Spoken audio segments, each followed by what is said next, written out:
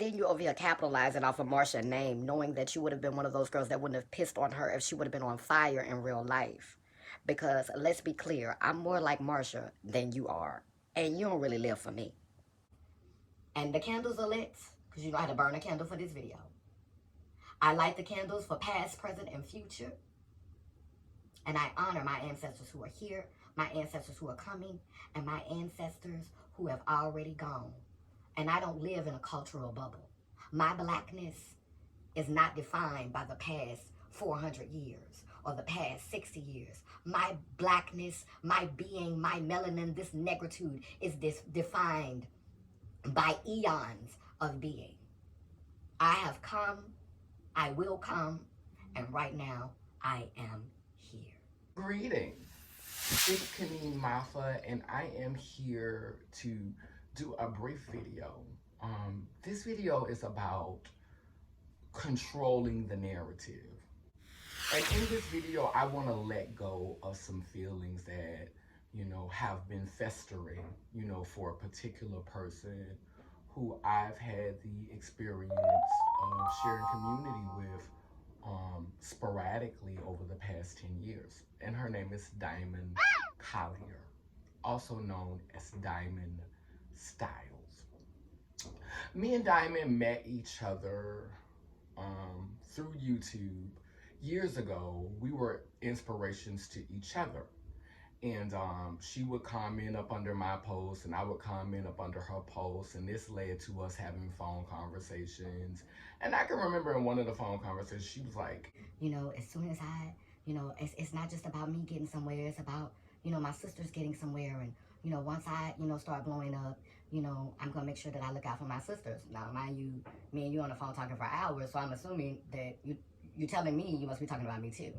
So she did a video, but the video went viral, and it was basically her mimicking Nicki Minaj in some type of way.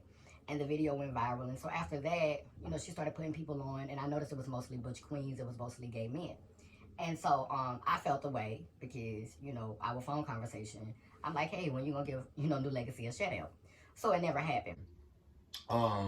But, me being the type of person I am, I don't like to talk behind people's back. I brought the beef or the disagreement or the issue or whatever you want to perceive it as. I brought it to her. And yeah, it came from, I was in trauma, trying to do activism in the midst of my trauma. I feel a lot of us do that. I'm not alone in doing that. And I was watching one of her videos the other day, and she goes from speaking PC to having reactions that sound trauma-based. Her dialect changes. She starts cursing. Her voice elevates, speaking in tones that evoke emotion in her listener. So she can eat that greasy pork chop when she needs to. I brought it to her like, like this, like we family. Like, I ain't got to beat around the bush with you. I ain't got to do respectability politics. I brought it to her in a way that I feel like it needs to be brought to her. She didn't give it any life. She ignored it. Long story short, I ended up going to Black Trans Advocacy. When I got to Black Trans Advocacy, she was there. She was one of the heavy hitters at the event. And I basically, threw myself before the mercy of the court, humbled myself because I came there broke. You know how missionaries do, honey. We have to go and see, honey. When you're seeking a higher version of yourself, sometimes you have to go into spaces and you have to be vulnerable just to see how people really feel about you. Because if you come coined and you come together, then people will grin in your face and pretend like they really care about you because you are a resource. My resource has always been that I've been an advocate. If you do anything that offends me, then I have a platform where I can go and talk about that and let other people know the experience that I've had. But it hasn't traditionally been in the way of monetary value. So, that has not been my strength, over the past decade. So anyway, when she first saw me, she shaded me. But then, something laid up on her heart and she decided to do something different. So she extended the olive branch. She got me something to eat. And after that, it seemed like we were cool. Seemed like we were fine. We were talking again. But then when I got my sex change, she said some things to me that offended me. She said that I was no different than her. I just had a sex change. And for her to make that assessment and not have a sex change, I didn't feel like, that was very intelligent, but whatever. At the time, because I had so much respect for her, a lot of things that she said to me that I found offensive, I just let it slide, I listened to her because I looked at her, you know, as a learned person, an accomplished person. I just valued her. I wanted to have a relationship with her sincerely. You know, she came down, she supported one of my events one time, you know, and now looking back on it with the way things have been going recently, was when I was going, you know, when I was in the groups of addiction again, dealing with my addiction in 2018, I reached out to her and I asked her for some money. I'm going to keep it real. And when I asked her, she told me, you know, me and you not cool like that. We not, you know, we don't, you're not in my circle like that. But girl, we sat on the phone and talked for hours at a time, and you done traveled down here to support me at one of my events. You know, I'm confused. Are we cool or are we not cool? So I was basically just trying to see where I stood with her when I asked her. So she said no. I didn't get mad at her. You know, I'm not going to go into everything that happened at the BTAG event, you know, because I still don't feel like I was wrong for the way that I dealt with that. I don't feel like something that I say on my personal platform should be an excuse to keep me from going into a space that's for the public. It's a public space for trans people or beings who identify as gender nonconforming. I don't feel like what I said on my personal platform, aside of the fact that I didn't mention any names, I'm just venting on my personal platform about how I was impacted and how I felt, because the person that I was venting about on my live, we were supposed to be there together because we was a part of a group at that time. And so my feelings were totally excused, and it was like I brought it on myself. That's basically what I got from her. I just feel like I want to get this off my chest. I think that her and other girls like her have a problem with post-op girls. For me, I feel like pre-op girls who have the hugest platform in the community, when it comes time for y'all to talk about post-op girls, y'all go to Bird Box. It's the Bird Box for me. I never see you talk about girls who've had their orchiectomy. I never see you talk about girls who are sex changes. And let's not pretend that we're not out here talking and we're not out here sharing our stories. Hope Giselle is another girl who's interested in having a sex change. And from what I hear, you don't really care for her. So tell me, when we say Black Trans Women Inc., is this the Black trans women with penises? This is one reason why I don't identify with being a Black trans woman, because it just all seems pseudo. You know, it just seems fake. We don't really identify the full range of people who identify with that term, or people who have traditionally identified with that term.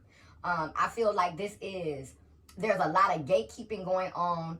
A lot of people are strategically trying to control the narrative, and it's a narrative that always favors them and keeps things comfortable for them, so that they don't have to address questions like, why didn't you get the sex change? Why don't you want the sex change? And don't get me wrong, the sex change is not for everyone. I'm not on this video to advocate for a sex change. I'm not here to advocate for you to get a sex change, because it's not for everyone.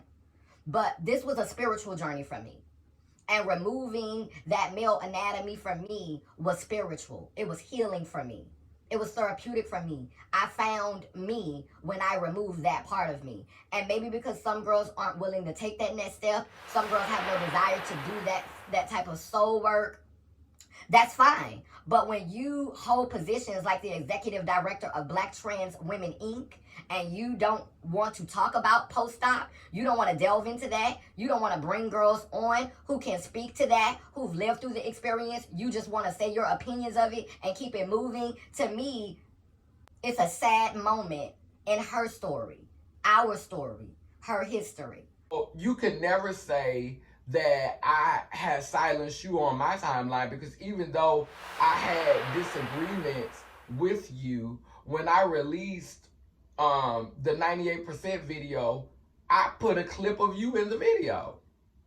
When I made the comments that I originally made about BTAG, I didn't really touch on you because I was trying to be respectful. But now that I see that you have a podcast that talks about the LGBT community, and on your website, you're positioning yourself to be a premier voice in the alphabet community, and still you can't mention the names of people who have inspired you and touched you because you don't want to dig into those stories. You don't want to make space for that. Well, then you can't get mad at cis heterosexual people or people who don't identify with the narrative when they don't want to give you grace. When they don't want to speak in a way that you want, you have no place to criticize anybody. One thing that I do on my platform is I take accountability. I talk about me. I keep it on me. Most of the time, it's about me. Most of my videos are personal journals about my experiences. My platform is not comprised of everybody else's business but mine. Your videos always are set to this tone of a story that happened with Trade, how you had to get Trade together, how somebody tried you. It's mostly drama, and it's mostly drama, sex, things of that nature, but it's never like those really, really soul searching videos. And that's why I can't really get into you, because it's so, every video just seems like you and T.S. Madison have that in common. Y'all love talking other people's business and talking about how y'all experience other people in this reality, but then, God forbid, or Goddess forbid, somebody talk about y'all. Now they're being problematic. God forbid, Goddess forbid, somebody else have an opinion that is not in line with what you're saying, because now they're problematic. But let's be clear, boo. Without problems,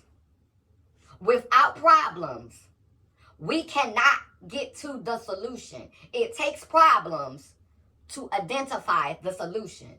So call me mother problematic. Down but now that I say cool, it keeps spinning and turning. Iangani, Iyanko, Kalukalo, which means I am a child of God, goddess. And if I am, you know you are.